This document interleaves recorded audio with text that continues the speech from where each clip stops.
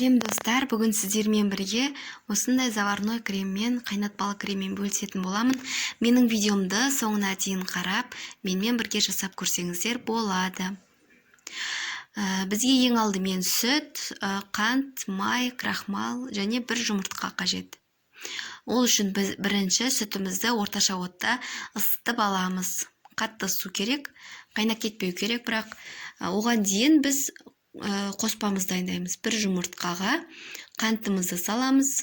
200 грамм қант салдым. Жақсылап араластырамыз. Біркелкі масса болғанша. Оған дейін сүтіміз ысу керек. Мінекей осылай араластырып алдым.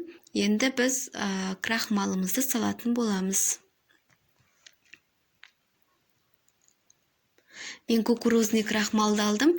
Егер крахмал болмаған жағдайда, онымен ауыстырсаңыздар болады. Онымен де әдемі шығады. Описаниясына барлығын жазып қоятын боламын. Қанша керек граммдарын барлығын сол жерден аласыздар. Енді мен жаңағы ысып тұрған сүтімнен кішкене алдым. Оны қоспама сұйытып араластырып аламын. Себебі оны қоюлай құйсаңыз, дұрыс араласпай іртік болып қалуы мүмкін. Оған дейін осылай сұйытып аламыз. Мінекей осылай сұйық болып шықты. Енді сүтімізге құямыз. Отымыз аз төмен болу керек. Өйткені тез қайнап кетеді. Жақсылап бәрін құйып аламыз.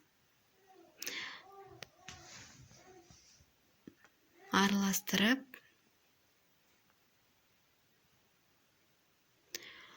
Үздіксіз араластырып тұрасыздар.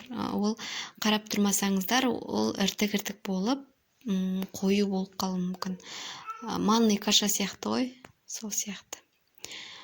Үздіксіз осылай араластырып тұрамыз. Мінекей біздің креміміз шықты. Осылай қою болу керек. Енді сары майымызды саламыз.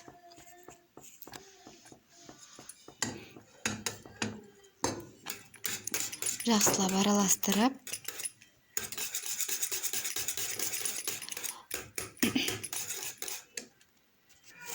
Мінекей салып, басқа ыдысқа құйып салып алдым. Енді оны салапанмен нығыздап жауып, мұздатып қоямыз 5-6 сағатқа. Осылай нығыздап кремді дайындаймыз. Мінекей біздің креміміз өте әдемі болып шықты. Сіздер де жасап көріңіздер. Соңына дейін видеомды қарайтындарыңызға рахмет.